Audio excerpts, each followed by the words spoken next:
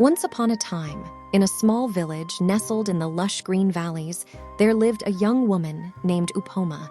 She was known for her beauty and kind heart, but she was also known for her weak-mindedness.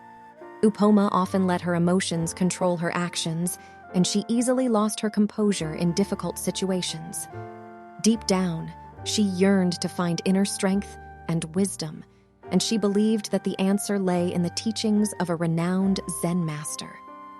One day, Upoma gathered her courage and embarked on a journey to meet the Zen Master, who resided in a tranquil monastery on the outskirts of the village.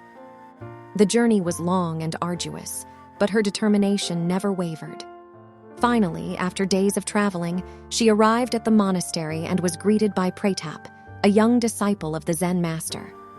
Pratap was a humble and wise young man who had dedicated his life to studying the teachings of the Zen Master.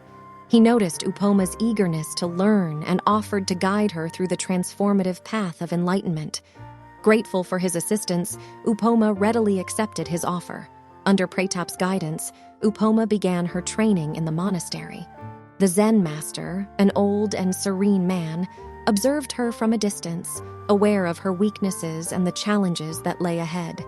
He believed that through the trials and tribulations of life, Upoma could discover her true strength and become a person of wisdom and resilience.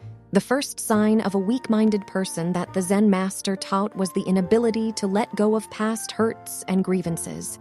To illustrate this, he shared a story with Upoma. He spoke of a man who carried a heavy sack of rocks on his back wherever he went. Burdened by the weight of his past, the rocks symbolized his grudges and resentments, which held him back from living a peaceful life. Upoma realized that she too carried her own sack of rocks filled with unresolved anger and pain. Determined to lighten her load, she embarked on a journey of forgiveness and letting go.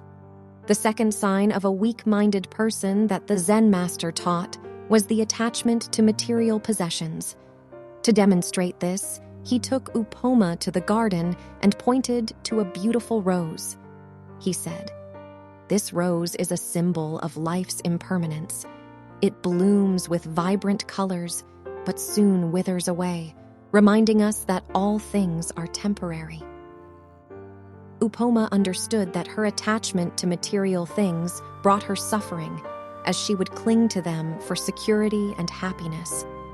From that moment on, she vowed to find contentment within herself rather than seeking it in external possessions. The third sign of a weak-minded person that the Zen Master taught was the inability to embrace change. He shared the story of a flowing river, emphasizing the importance of adaptability and resilience. The river, he said, flows effortlessly, bending and twisting through the landscape, adapting to the ever-changing terrain. In doing so, it finds its way to the vast ocean, its ultimate destination. Upoma realized that she had often resisted change, fearing the unknown.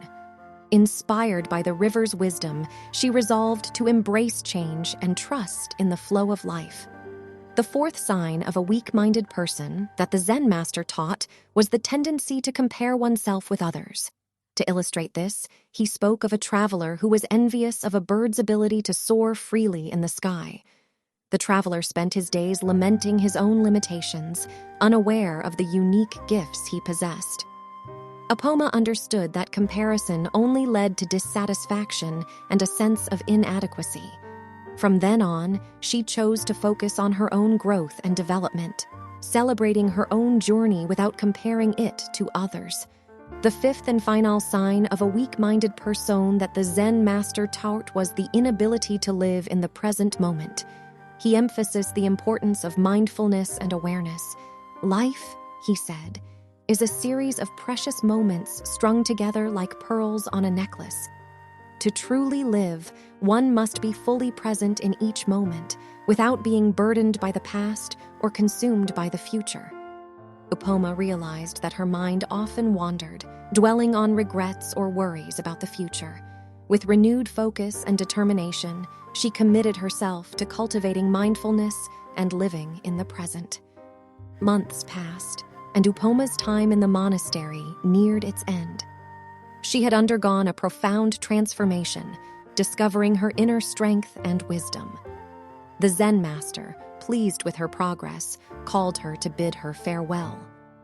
"Upoma," he said, "you have come a long way on your journey of self-discovery. Remember the lessons you have learned and carry them with you as you venture back into the world. Embrace forgiveness, let go of attachments, adapt to change, celebrate your uniqueness, and live in the present moment. By doing so, you will continue to grow and inspire those around you." Tears welled up in Upoma's eyes as she expressed her gratitude to the Zen Master and Praytap for their guidance. With a heart full of newfound wisdom, she bid farewell to the monastery and returned to the village. From that day forward, Upoma became a beacon of strength and inspiration for those around her. She shared the teachings of the Zen Master with others, helping them recognize the signs of weakness in their own lives and guiding them toward a path of enlightenment.